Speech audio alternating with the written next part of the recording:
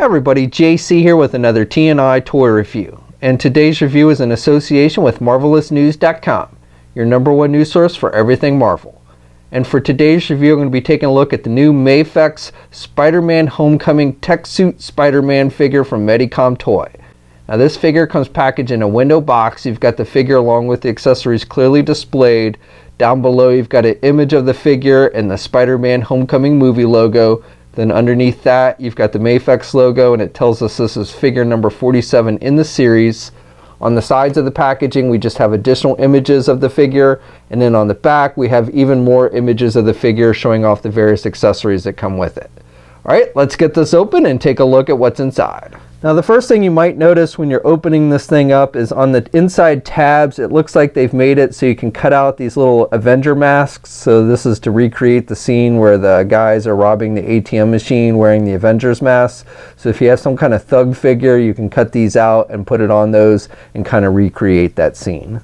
Okay, so here's a look at the figure outside the packaging along with the other contents. Now you do get an instruction sheet that shows you how to work all the accessories and everything, and you do get quite a few accessories with this one. So first of all, the figure comes with a typical MAFEX figure stand, and this is done with a clear plastic, and you've got the base with the 3 holes, and then you've got the arm where you've got the articulation down here at the bottom, so you've got back and forth movement. You can also rotate there at the base.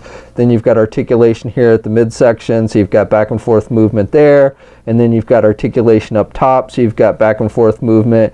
You've got the little clip that actually goes on with a little peg, so you've got rotation there with the clip, and then of course you can do the clip around the figure's waist or however you want to do it. It'll hold the figure nice and tight and allow you to get the figure in various web swinging type poses. The figure comes with 6 different pairs of regular hands, so you get a pair of just kind of regular open hands, then you get a pair of web shooting hands, then you get a pair of web crawling hands, then you've got a pair of closed-fisted hands, then another pair of just kind of open hands, and then a pair of web-holding hands. And then besides the regular hands, you also get a pair of hands that have magnets in it, along with a pair of feet with magnets on them so that you can actually stick them to a metal type surface or your refrigerator or what have you. Switching out the hands is pretty easy. You just pull off the hand you want to replace. You've got the hole in the hand, and then you've got the little peg that sticks out, and then you just take the hand you want to replace it with and you stick it in there, and that peg will move a little bit on you. It is a pretty thin peg, but once you get it on there it does fit nice and tight. Switching out the feet is similar to the hands. You just pull off the foot you want to replace, and then you attach the foot. You want to make sure you have the right on the right side and the left on the left side, and you just plug it into that little peg, and again it fits nice and tight. Now while I like the idea of the magnet feet and hands, it's a good idea, but I think they need to make their magnets a little bit stronger. You really have to kind of work with the figure to get it so it doesn't just start sliding down under its own weight. You can see I've got it here sticking to the washing machine here, but when you start kind of moving it, he'll have a tendency to just kind of slide a lot of times. So like I said, it works sometimes and sometimes it doesn't work quite as good.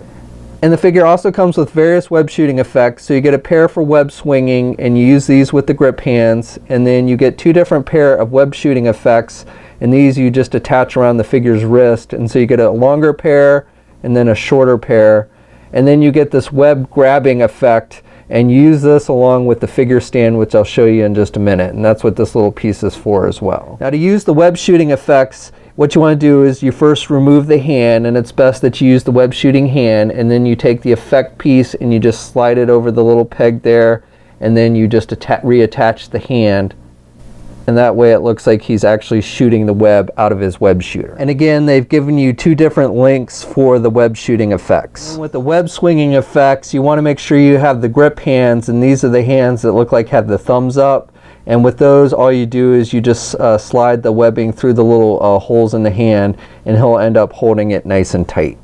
Okay, and this final web effect is made to look like you're catching something with the web, so it's much more open on this end. And how this works is they provided this little extra plastic piece, and what you want to do is just plug this into this little hole here at the end. So it just slides in with the little peg, and then you take it and you plug it into the figure stand. So you got to remove the little clamp portion, and then you just slide this over the peg, the little clear plastic piece. So now it looks like, you know, basically the web is shooting out and capturing the figure stand. And then you just line this end up with the figure's hand, so it looks like he's actually shooting. I don't think it works very well because all it ends up looking like is you're just webbing up the figure stand and nothing else. I think it would have been better if they'd made it so you could actually attach the webbing to the figure on the hand somewhere, and then you could lay this portion up to the back of a figure or something so it looks like he's actually capturing somebody or something along those lines. As it is, like I said, I like the idea, I just don't think it works very well. This figure also comes with two different masked heads, so you get a normal looking head with the eyes, which are kind of normal looking, and then you get more one with the squinting eyes, and the detail on both is pretty good. You basically, to switch out the head, you just pop it off. You got the little ball joint there, and then you just pop on the head that you want to replace. So again, it just kind of mimics the eye movement like you would see in the movie. Now, besides the two masked heads, you also get an unmasked head with this figure, and honestly, this is the thing that really kind of attracted me to the MAFEX figure over, say, the SH Figure Arts version. And with this, to switch out the heads, you want to make sure you remove both the head and the neck piece, and then you just attach the unmasked head. Now, technically, you can, remove the head from this neck piece and use this one, but this neck piece has the mask portion or the costume kind of pulled down a little bit, so more of the neck is exposed. So definitely, if you're going to use the unmasked head, it's better if you use this neck piece that comes attached to it. Now, to go along with the unmasked head, they've also included this separate mask piece, and this is a solid piece of plastic, but basically it's made to look like he's holding his mask in his hand when he doesn't actually wear it. So as long as you have one of the grip hands on there, you can kind of squeeze it in there so it looks like he's holding his mask. The unmasked Tom Holland head, I think they've done a pretty good job of capturing the likeness of the actor. I do think maybe the skin tone is a little bit too pale, but otherwise I think it's pretty solid. Definitely like it a bit better than the unmasked Hasbro Tom Holland head that we got, and definitely I think the head size is more proportioned to the figure than the Hasbro version. The SH Figure Arts did not have an unmasked head. Now, the figure itself, I think this is a pretty good representation of Spider-Man from the new movies, Civil War and Homecoming. I like the masks, I like the sculpting of the webbing in the masks, and then you also have that texturing throughout the costume, which I think looks very much true to how it appears in the movie, and much more so than, say, the Hasbro version. I think they've done a better job of capturing the overall look of the costume from the movie. I don't dislike the Hasbro one, but definitely think that this one is more movie accurate. And you've got the little spider symbol sculpted on there on the front, and then again you have the red one on the back. But what I really like about this figure is the texturing and how they've captured that look of the costume from the movie. And you even have nice detailing, like here on the wrist, they've actually, with the paint detail with his web shooters, so you've got the silver with a little bit of red on the button there for his web shooters, and then you've got the black line work throughout the figure, which overall is pretty solid. Now, I will say up here on the shoulder, and I don't know how well it's going to show up on the camera, but the red here seems to be a little bit darker than the rest of the figure. I don't know why that is. Maybe a little bit of the wash effect came off too much or something. I don't know. But definitely the red there is a little bit darker than on the rest of the figure. But I like the bright red color that they use throughout most of the figure. Again, I think that's much more in keeping with how the costume appears in the movie. And then I really like the texturing and the line work and everything throughout the costume on this one. Now, one thing I've noticed on the figure is I've been posing it around more, and I don't know how well it'll show up on camera, but I've got a little bit of discoloration with the blue on the top of the leg here on the right leg, a little bit on the left as well, but it's worse on the right. And that seems to come from when I've been moving the leg, the plastic on the leg is rubbing against the plastic on the crotch piece. Now, the crotch piece is a little bit softer plastic than with the rest of the figure, but still when you're moving that leg around, it has a tendency, the plastic on the leg has a tendency to rub against the plastic on the crotch section, and that's caused a bit of wear on the plastic there. So over time, I definitely could see that being more of an issue. So definitely would recommend caution when you're posing the figure and moving the legs around a lot. So this figure stands just about 5 3/4 inches tall. Here's a comparison with the MAFEX Dawn of Justice Batman figure. And here's a comparison with the Hasbro Marvel Legends Spider-Man Homecoming figure, and you can see it's a little bit taller. And then also my Spider-Man Homecoming Marvel Legends Iron Man armor and my Tony Stark figure, and they also are taller, but I actually think the scale between the Tony Stark and Iron Man figure with the MAFEX figure is actually pretty good. And then here's a comparison with an SH Figure Arts Iron Man figure. I don't have the SH Figure Arts Spider-Man Homecoming figure, so I can't give you a comparison with that one, but I do think the scale between this Iron Man figure and this MAFEX figure works pretty good. For articulation on this figure, I'm really impressed. My previous exposure to MAFEX figures basically come from some of the DC ones, the Dawn of Justice ones, and I wasn't terribly impressed. A lot of the articulation, the joints would come off real easy. With like the Superman Dawn of Justice figure, the head's always popping off. But with this, the joints seem to be pretty tight, and you do get a wide range of motion, so I definitely like that. With the head, you can turn to the left and the right. You get the movement at the top of the neck and the bottom, and then he can look down really good, and he can look back really good. So again, you get just really good movement. You can pivot to the left and to the right because you've got movement with the entire neck and then the head as well.